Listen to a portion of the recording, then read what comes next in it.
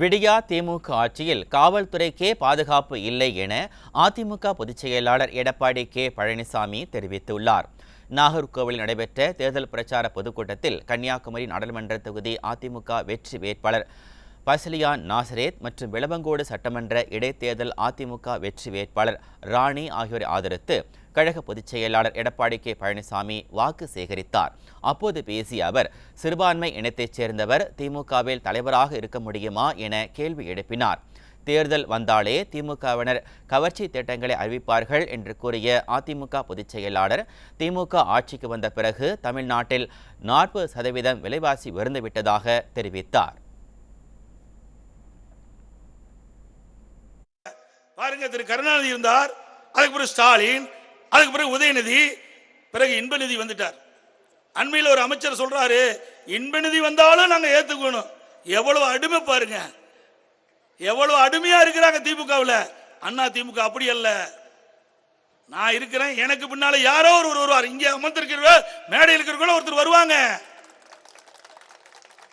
தமிழ் மகன் அண்ணன் தமிழ் மகன் உசேன் இந்த மாவட்டத்தை சேர்ந்தவர், சிறுபான்மை இனத்தை சேர்ந்தவர். அவர் இந்த கட்சிக்கு தலைவராக இருக்கிறார். திமுகவில் இருக்க முடியுமா? முடியுங்களா? ஒரு சிறுபான்மை இனத்தை சேர்ந்தவர் இந்த கட்சியுடைய தலைவராக இருக்க முடியுமா? அண்ணா திமுகவில் மட்டும்தான் இருக்க முடியும், திமுகவில் இருக்கவே முடியாது. ஒரு சிறுபான்மை இனத்தை சேர்ந்த ஒருவர் கூட அந்த தலைமை பொறுப்புல திமுகவில் இல்லை. இதுதான் அண்ணா திமுக உள்ள வேறுபாடு என்பதை நீங்கள் எண்ணி பார்க்க வேண்டும். அது மட்டுமல்ல, இந்த ஆட்சி மலர்ந்த பிறகு, திராவிட முன்னேற்ற கழக ஆட்சிக்கு வந்த பிறகு 3 ஆண்டுல கடுமையான விலைவாசி உயர்வு 40% உயர்ந்துட்டது. இன்னைக்கு அரிசி ஒரு கிலோ 15 ரூபா விலை உயர்ந்துட்டது. 15 ரூபா ஒரு கிலோவுக்கு விலை உயர்ந்து விட்டது.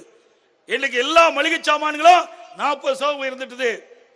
இன்னைக்கு மக்களுக்கு வேலைவாய்ப்பு குறைவு, செலவு அதிகரிப்பு, ஆனா வருமானம் குறைவு. இதனால் மக்கள் கஷ்டப்படுறாங்க. இந்த 3 ஆண்டு கால விடியா திமுக ஆட்சியில் மக்கள் ஆட்சியாக தான் பார்க்கிறோம். மக்களுக்கு எந்த நன்மையும் கிடைக்கல. இந்த 3 ஆண்டுல என்ன நன்மை கிடைச்சிருக்குது? இந்த கன்னியாகுமரி மாவட்டத்துக்கு என்று ஏதாவது திட்டத்தை கொடுத்திருக்காங்களா? அதனால இந்த மாவட்ட மக்கள் ஏதாவது நன்மை பெற்றிருக்காங்களா, பலன் பெற்றிருக்காங்களா? சிந்திச்சு பாருங்க, ஒண்ணுமே கிடையாது. அந்த குடும்பம் வளமாகுது.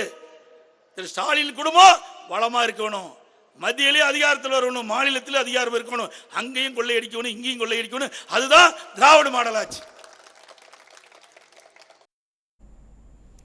விடியா திமுக ஆட்சியில் காவல்துறைக்கே பாதுகாப்பு இல்லை என்றும், விடியா திமுக ஆட்சியில் தமிழகத்தில் சட்டம் ஒழுங்கு சீர்கெட்டு இருப்பதாகவும் அதிமுக பொதுச் செயலாளர் எடப்பாடி கே பழனிசாமி குற்றம் சாட்டினார். கஞ்சா விற்றதாக கண்டறியப்பட்ட 2138 பேரில் கைது செய்யப்பட்டவர்கள் 148 பேர் மட்டும்தான் எனவும், மற்ற அனைவரும் திமுகவினர் எனவும் அவர் குற்றம் சாட்டினார். இன்னைக்கு திமுக ஒன்றிய செயலாளர் ஒரு காவல் தாக்குறாரு. அவரை கனிம வளம் கடத்திக்கின்ற பொழுது அதை தடுத்து நிறுத்தி பிடிக்கிறார். உடனே திமுகவை சேர்ந்த கரும்பாட்டூர் திமுக பொறுப்பாளர் போய் அவரை கடுமையாக தாக்குறாங்க. அவர் மீது வழக்கு பதிவு செய்யப்படுது. எந்த நடவடிக்கையும் எடுக்கல. ஒரு காவலருக்கே இப்படி நிலைமைனா, இங்க அமர்ந்திருக்கிற பெண்களுக்கு என்ன நிலைமை என்பதை எண்ணி பார்க்க வேண்டும். இங்க இருக்கிற மக்களுக்கு என்ன நிலைமை என்பதை பார்க்க வேண்டும். அந்த காவலர் போய் புகார் கொடுக்கிறார். யாரு? போலீஸ்காரரு போலீஸ் ஸ்டேஷன்ல போய் புகார் கொடுக்கிறார். வேலையே பயிரமை இந்த கணக்காத்தான் இருக்குது. சிந்திச்சு பாருங்க, நாட்டில் நிலைமை இப்படி இருக்குதுங்க. காவல்துறைக்கே பாதுகாப்பு இல்லை. அப்படியே நாட்டு மக்களுக்கு யார் பாதுகாப்பு கொடுப்பது? அதனாலதான் சொல்றோம், சட்ட ஒழுங்கு அடியோடு சீர்குலைஞ்சு போச்சு. இன்னொரு ஒன்றிய செயலாளர் ஒரு டிரைவரை கொலை செஞ்சு இன்னைக்கு அரெஸ்ட் பண்ணி இருக்கிறாங்க. இப்படி இந்த மாவட்டத்தில் மட்டும் இப்படிப்பட்ட நிலைமை. இதுதான் ஸ்டாலின் சொல்றாரு. திமுக பொதுக்குழு கூட்டம் நடந்ததுங்க. அந்த திமுக பொதுக்குழு கூட்டத்தில் ஸ்டாலின் பேசுகின்ற பொழுது சொல்றாரு, நான் நாள்தோறும் இரவில் தூங்கி காலையில் கண் விழிக்கின்ற பொழுது திமுக கட்சிக்காரர்களால் என்ன நடக்குமோ என்று அச்சத்தில் கண் விழிக்கிறேன் என்று ஒரு திமுக தலைவரே சொல்றார். அதனாலதான் இப்படி நடக்குது, கொலை நடக்குது, போலீஸ்காரர் பிடிச்சி அடிக்கிறாங்க. அவரே ஒத்துக்கிட்டாரு, நாம சொல்லலைங்க. அவர் பொதுக்குழு கூட்டத்தில் பேசிய பேச்ச அப்படியே பொதுக்கூட்டத்தில் பேசுற.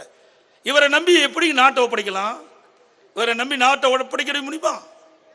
சிந்திச்சு பாருங்க. நான் அரசியலுக்காக பேசல, யதார்த்தமா பேசுகிறேன், உண்மை நிலையை பேசுகிறேன்.